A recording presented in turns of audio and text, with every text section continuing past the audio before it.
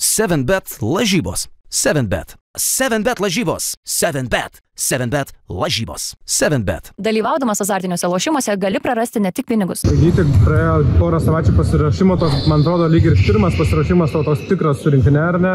Kaip jauties, kokios mintis gal ir kaip bendrai visas tas laibelis? Viskas gerai, mintis geros, sportuojam intensyviai, treniruočių daug. Galbūt sunkesnės negu klube ar kažkur kitur, bet viskas tvarkoj, žinom dėl ko dirbam, visi turim tą tikslą ir jo bandom siekti. Tai galbūt pačiam nukrito našta nuo pečių, kad jau pasirašai sutartį ir esi ramus? Nežinau, tos naštos per didelės nebuvo, tiesiog buvo laikas, iki kurio reikia apsispręsti ir vienoks sprendimas ar kitoks būtų priimtas. Kaip vyko tas apsisprendimas, ar buvo dviejonių, ar ramiai viską priėmėjai? Kažkiek faktas, kad buvo, žiūrėjom variantus, su agentais bendravom daug, pats su klubu ir su šeima. Viskas sudėjus, toks sprendimas ir buvo priimtas. Kiek realūs buvo tie kiti variantai, kiek darybos galbūt buvo pasistumėjusios, Eurolygos studijos? Na, čia jau agentų reiktų klausti, bet kažkiek tų kalbų buvo, bet jos nevirto į kažkokį, kas būtų ant stalo. Kokių dar galbūt turėjai tokių pasiūlymų, kurie vertė tikrai pamastyti konkrečių? Tai, sakau, su agentais kalbėjom ir tiesiog paprasčiausiai buvo tų įvairių pasiūlymų, bet manau priėmėm tą sprendimą, kuris šiai dienai yra geriausias ir žiūrint į visą tą mano ateitį. Galvojom, kad bus geriausias sprendimas ir paprasčiausiai tą ir priėmėm. Kas buvo pačiam ta pagrindinė kaip ir priežastis, kad nusprendė padėti parašą, kas buvo tie pagrindiniai argumentai? Kas įtikino? Tai pagrindiniai argumentai, tai vis tiek viskas paskui trenerių štabas pažįstamas, viskas tiko, to labiau ir klubas parodė tikrai pastangas, kad mane išlaikytų, kaip ir minėjau.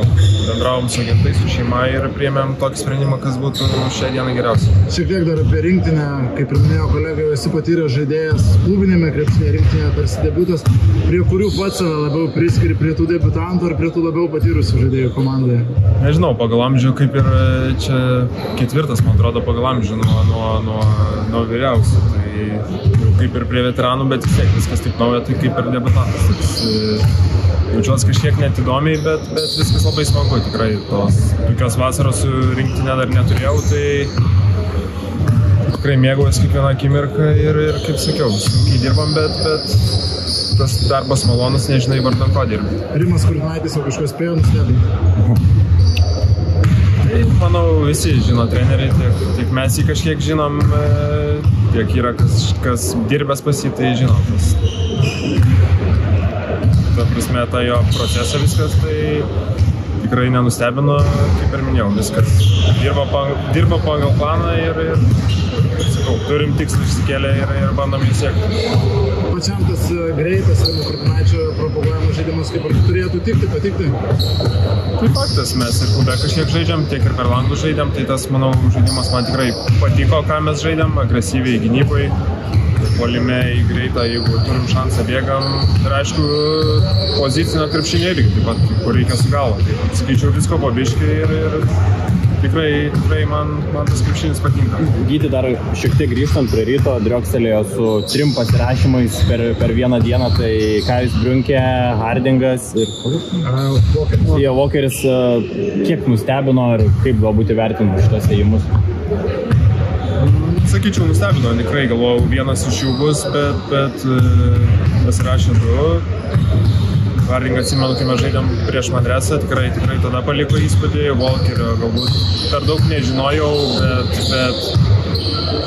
bet matėm, kad vis tiek čempionų lygos rekordininkas yra, tai tikrai geras žaidėjas, abu geri žaidėjai ir manau, ant popieriaus turim tą, bet ne viskas persikelia į aikštelę, reikės, manau, dar padaryti didelį darbą, kad ir ant aikštelį gerai atrodytų. Tai kaip minėjau, ant popieriaus atrodo viskas kol kas super, bet ne visada tas būna, kad taip atrodo aikštelį. Nebaisu, kad kamuolio retai gausi pasipilėti komandai. Nežinau, visokių tų sezonų būdavo ir mažiau, ir daugiau, bet aš manau, treneriai vis tiek sudėlios tą žaidimo planą, kaip jie nori ir Aš manau, čia man ir ne problema, kažkiek mažiau to kamuolio gauti, tai jeigu viskas gerai seksis, komanda laimės, tai manau visi patenkinti bus. Gyti atrodo, kiekvienais metais Rytą po truputį vis progresavai, ar ne, statistiškai ir žaidimo prasme, ir brandos prasme, bet kur dar atrodo yra tas rezervas, kur galėtum ženklo žingsnius į priekį, liekant dar Vilniui toliau metam, kaip tu galvoji? Aš manau, tobulėti niekada nesustoji, pats žinau dalykų, kuriuos turiu patobulinti ir kaip sakau, nesu jau toks kažkoks veteranas, kad reikėtų bandyti išsilaikyti tam lygį ar eičiau į apačią. Aš manau, vis dar augu kaip žaidėjas, kaip kiekvieną dieną vis kažko naujo išmokstu, tai naujas sezonas, naujas popieriaus lapas ir vėl reikės viską įrodinėti ir bandyti kuo geresnį sezoną sužaisti. Grįžtant ir po tos Eurolygos truputėlį, ar nėra kažkiek širdį, galvoju gaila, kad dabar nesuteikia šansų tos Eurolygos komandos? Nežinau, aišku, visą norisi aukštesniam lygiui žaisti, bet nesigavo, tai nesigavo. Tai vėl gera motivacija rodyti, kad vėl sužais gerą sezoną ir vėl būt kažkur ten, kad galbūt gautų šansą. Dabar tokia rinka galbūt buvo, kad nebuvo galima laukti, reikėjo tą sprendimą daryti ir viskas. Manau, viskas priklauso nuo manęs, jeigu gerai žaisiu kitą vasarą, galbūt kažkas panašaus. 7bet lažybos. 7bet. 7bet lažybos. 7bet. 7bet lažybos. 7bet. Dalyvaudamas azartiniuose lošimuose gali prarasti ne tik pinigus.